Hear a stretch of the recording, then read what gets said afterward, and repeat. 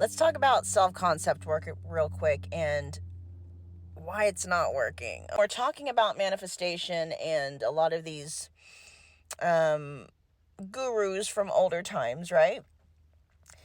Even they said, Jesus was or is a prime example of this. Even Jesus said that, we would be doing even better, bigger things than he did.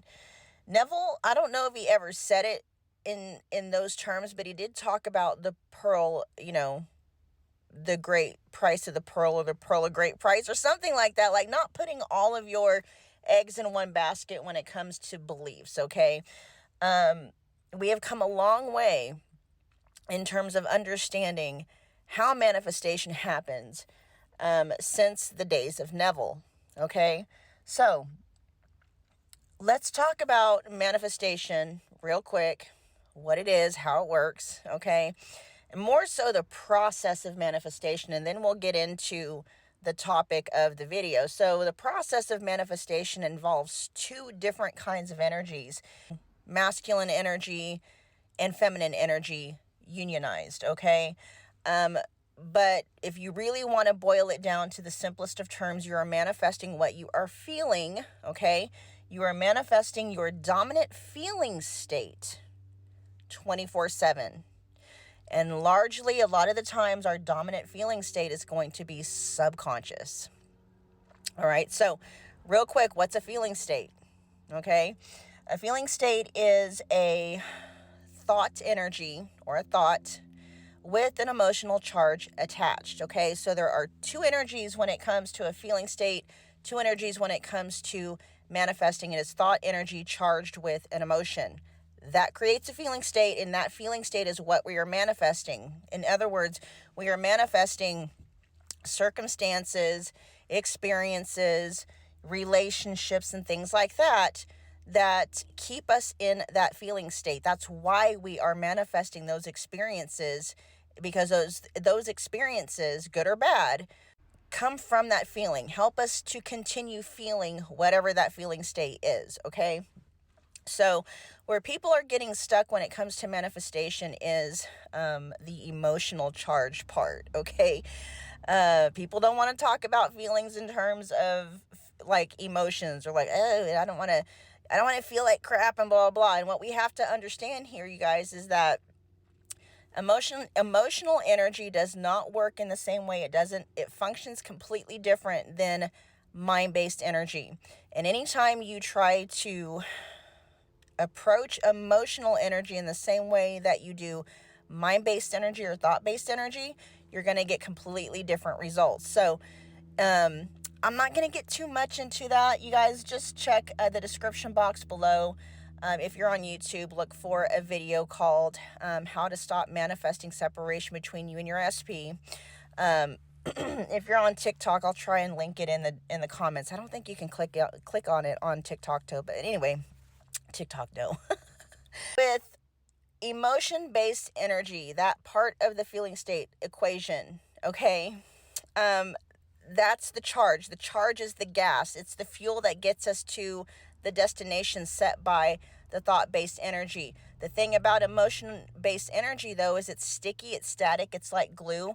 That part of the feeling state, that's what impresses. It's the emotional charge that impresses that belief, that thought into the subconscious. And the only way to unimpress an existing belief system is to dissolve the emotional charge, or to neutralize the emotional charge. And people are trying to do the same thing with the emotional charge that they're doing with the thought that they don't want to think, right? They're just trying to ignore it. The thing about that is by ignoring it, you're resisting it. And anytime you resist an emotional charge, it just makes it stronger. This is why you're trying to ignore it, and you keep getting things happening in the 3D that keep mirroring that emotional charge. Okay, it's not working. In other words, this is why it's not working. So when we are trying to do self-concept work with an agenda, okay, because part of dissolving that emotional charge is that's the feminine based energy of the manifestation process. And the feminine based energy, you guys, there's no agenda. You are in total acceptance of what you're feeling. You're not trying to fight it. You're not trying to push it down. You're not trying to change it or fix it or anything like that. You are in complete surrender. Okay? You're not trying to fix anything. Fixing it is masculine energy. Fixing it is the mind-based energy. So anytime you're doing self-concept work with an agenda, okay, you're doing self-concept work to get your SP back rather than doing self-concept work because that's just what needs to be done. Anytime you are doing self-concept work with an egoic agenda attached, okay, egoic agenda versus the God state agenda. An egoic agenda is coming from a place of lack. It's coming from a place of limitation. It's wanting something because you believe that something is going to complete you, going to maybe validate you, because without that thing or that person, you are somehow missing something. You are somehow incomplete. Okay, I go into that topic more in some of my past videos. So anytime you're trying to do self-concept work with an egoic agenda attached to it, you're not actually doing self-concept work, okay? The whole point of self-concept work is to bring you back into alignment with your God state. And your God state doesn't actually need anything. Now, that not to say that we don't want to have experience. Experience is why we came here. But we don't need that experience to complete us. We don't need that experience to help us to feel alive inside. We don't need that experience to help us to feel wanted. We already feel all of those things already. So that's the whole point of self-concept work. Self-concept work is not to get your SP back. It's to help you remember who and what you really are. Self-concept work should be actually bringing you into a space of you realizing, I don't need my SP.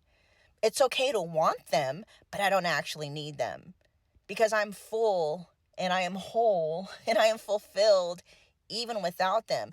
Now, yes, I would love to have the experience that I would love to have with my SP, and I'm totally okay apart from them.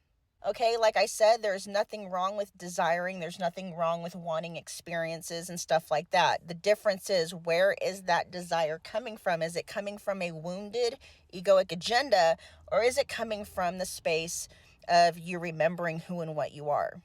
Okay, and that's the whole point. So if you are doing self-concept work to get your SP back, you're not doing it right.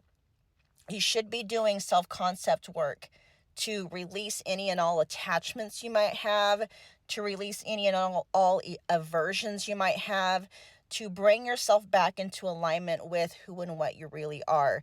That's when you're going to be able to manifest on a dime whatever it is you're wanting to manifest, including your SP, okay? I'll be back again. You know I love you. Bye.